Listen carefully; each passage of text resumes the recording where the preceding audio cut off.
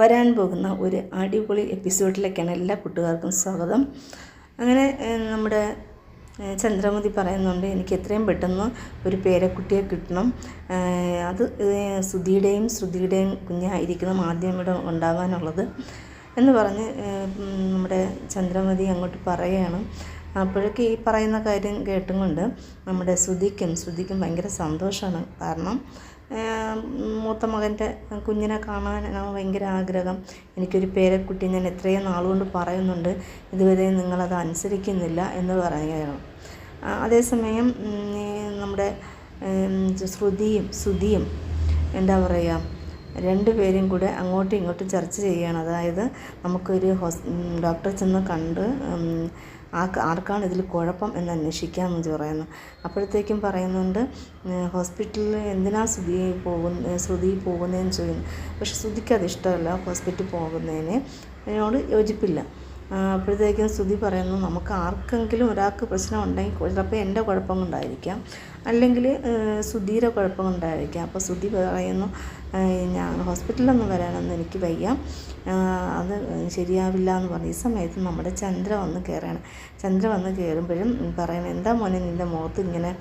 അത് അമ്മേ, ശ്രുതി പറയുന്നു ഹോസ്പിറ്റലിൽ പോയി ഡോക്ടറെ കാണണമെന്ന്, അത് എൻ്റെ കുഴപ്പമാണ് എന്നൊക്കെയാണ് പറയുന്നത്. അല്ലെങ്കിൽ ശ്രുതിയുടെ കുഴപ്പമാണ്, അല്ലെങ്കിൽ ശ്രുതിയുടെ അവർ രണ്ടുപേരും കുഴപ്പം, അതിന് മോനെ നീ പോകരുതെന്ന് പറയുന്നുണ്ട്. നിനക്കൊരു കുഴപ്പമില്ല എന്ന് പറഞ്ഞ് ആശ്വസിപ്പിക്കുകയാണ്. ഞങ്ങൾക്കൊരു കുഞ്ഞിന് വേണ്ടി നമ്മൾ കാത്തിരിക്കുകയല്ലേ, അപ്പോൾ നമുക്ക് ഞാൻ പറഞ്ഞോ ശ്രുതിയുടെ കുഴപ്പം കൊണ്ടാണ്, അല്ല ചിലപ്പോൾ എൻ്റെ കുഴപ്പമായിരിക്കാം എന്ന് പറയുന്നുണ്ട്. ശ്രുതിക്ക് ദേഷ്യം വരുന്നുണ്ട്. ശ്രുതി ചോദിക്കുന്നുണ്ട്, നീയും മറ്റേ നീലിമയായിട്ട് കുറച്ച് നാൾ ലിവിങ് ടുഗദർ ആയിരുന്നല്ലോ, അവൾ ഗർഭിണി എന്തെങ്കിലും ആയോ? അതിൻ്റെ ഉറപ്പ് വെച്ചാണോ നീ ഇങ്ങനെ വരുന്നില്ല എനിക്കൊരു കുഴപ്പമില്ലെന്ന് പറയുന്നത് എന്ന് നമ്മുടെ ശ്രുതിയോട് ചോദിക്കുകയാണ്. അപ്പോഴത്തേക്കും ശ്രുതി പറയുന്നുണ്ട്, നീ മലേഷ്യയിലായിരുന്നല്ലോ താമസം, ഞാൻ ഈ ചോദ്യം നിന്നോട് തിരിച്ച് ചോദിച്ചാൽ നീ എന്ത് പറയും? നീയും ഇതുപോലെ ആരുടെയെങ്കിലും ആയിട്ട് സ്നേഹത്തിലായിരുന്നോ, ലിവിങ് ടുഗദർ ആയിരുന്നു എന്നൊക്കെ ഇങ്ങനെ ചോദിക്കുന്നു. ഇത് രണ്ടുപേരും അങ്ങോട്ടും ഇങ്ങോട്ടും സംസാരിച്ച് അവിടെ പിണക്കങ്ങൾ വന്ന് ശ്രുതി അങ്ങ് താഴോട്ടിറങ്ങി പോവുകയാണ്. ഇനി ഇവിടെ നിന്നാൽ പറ്റില്ല എന്നും പറഞ്ഞുകൊണ്ട് ശ്രുതി ഒരു കാരണവശാലും ഹോസ്പിറ്റലിൽ വരില്ല എന്ന് ശ്രുതി പറയുകയാണ്. അപ്പോഴത്തേക്ക് ചന്ദ്ര വരുന്നുണ്ട്. ശ്രുതിയുടെ മുഖം കണ്ട് വല്ലായ്മ പോലെ തോന്നി. എന്ത് പറ്റി മോനെ? അമ്മ അത് ശ്രുതി എന്നെ മിണ്ടാതിരിക്കാൻ സമ്മതിക്കുന്നില്ല, ഹോസ്പിറ്റലിൽ പോകാൻ ചെക്ക് ചെയ്യാം എന്നൊക്കെ ശ്രുതി പറയുന്നുണ്ട്. അതിന് കല്യാണം കഴിഞ്ഞിട്ട് ഇത്ര നാളായില്ലല്ലോ, ഒരുപാട് നാളായില്ലല്ലോ, പിന്നെ എന്തിനാ അവൾ അങ്ങനെയൊക്കെ പറയുന്നത് എന്ന് ചോദിച്ചു. എന്തായാലും മോൻ പോണ്ട, മോനൊരു കുഴപ്പമില്ല എന്ന് ചന്ദ്രമതി പറയുന്നുണ്ട്. അവൾ അപ്പോഴത്തേക്കും പറയുന്നു, നീലിമയോട് ഞാൻ ലിവിങ് ടുഗദറിലായിരുന്നില്ലേ, ആ കാര്യം വെച്ച് എന്നോട് ചോദിക്കുന്നുണ്ട്, അതുകൊണ്ട് ഞാൻ ഇങ്ങോട്ട് ഇറങ്ങിപ്പോകുന്നു. അവൾ എൻ്റെ കൂടെ വഴക്കടിച്ചുകൊണ്ട് നിൽക്കുകയാണ്. അവൾ അത്രയ്ക്കായോ എങ്കിൽ പിന്നെ കൊള്ളാമല്ല, അവളുടെ ഞാൻ ചോദിച്ചിട്ട് എന്നെ ബാക്കി കാര്യമെന്ന് പറഞ്ഞ് ചന്ദ്ര ശ്രുതിയുടെ റൂമിലോട്ട് പോകുന്നു. എന്താ ചന്ദ്ര നിൻ്റെ മുഖം ഇങ്ങനെ വാടിയിരിക്കുന്നത് എന്ന് രവീന്ദ്രൻ ചോദിക്കുന്നു. അപ്പോഴത്തേക്കും പറയുന്നുണ്ട്, നമ്മുടെ വീട്ടിൽ ഒരു പേരക്കുട്ടി ആവശ്യമില്ലേ, അതുകൊണ്ട് ഞാൻ ശ്രുതിയോടും പറയുകയാണ്, ഒരു പേരക്കുട്ടിയെ ഞങ്ങൾക്ക് തരണം, നമ്മൾ പ്രായങ്ങളായില്ലേ, അപ്പം നമുക്ക് അവരെ കളിപ്പിക്കാനും ചിരിപ്പിക്കാനൊക്കെ ഭയങ്കര ഇഷ്ടമല്ലേ, അതുകൊണ്ട് ശ്രുതിയോടും പറഞ്ഞൊരു പേരക്കുട്ടിയെ തരണമെന്ന് എത്രയും പെട്ടെന്ന്. അപ്പോഴാണ് പറയുന്നത്, ശ്രുതിക്കും ആശുപത്രിയിൽ പോയി ചെക്കപ്പ് ചെയ്യണം, ചെക്കപ്പ് ചെയ്താൽ എന്താണ് കാരണമെന്ന് അറിയണം, അതിന് വേണ്ടിയാണ്. പക്ഷേ എൻ്റെ മോൻ നീലിമയായിട്ട് കുറച്ച് ദിവസം താമസിച്ചില്ലേ, അപ്പോൾ അതിനായിട്ട് പറയുകയാണ് നമ്മുടെ ചന്ദ്രമതിയല്ല ശ്രുതി എത്രയും പെട്ടെന്ന് എന്ന് പറയാം. അപ്പോഴത്തേക്കും രവീന്ദ്രൻ പറയുന്നുണ്ട്, ഇനി ഒരു കാരണവശാലും നീ മക്കളുടെ കാര്യത്തിൽ ഇടപെടാൻ പോകരുത്, അവരവരുടെ കാര്യങ്ങളായി, 3 മക്കളായി 3 മരുമക്കളും അതുപോലെ വന്നിട്ടുണ്ട്, അപ്പം നീ അതിലൊന്ന് എന്തിനാണ് കൂടുതൽ ഇടപെടാൻ പോകുന്നത്, അതിൻ്റെ ഒന്നും ആവശ്യമില്ല, അവർ അങ്ങ് കാര്യങ്ങൾ എന്തെന്ന് വെച്ചാൽ എങ്ങനെയെങ്കിലും കൊണ്ടുപോകും, നീ കൂടുതൽ ശ്രദ്ധ ശ്രുതിക്കും കൊടുക്കരുത്. എന്തിനാണ് അങ്ങനെ കൊടുക്കുന്നത്?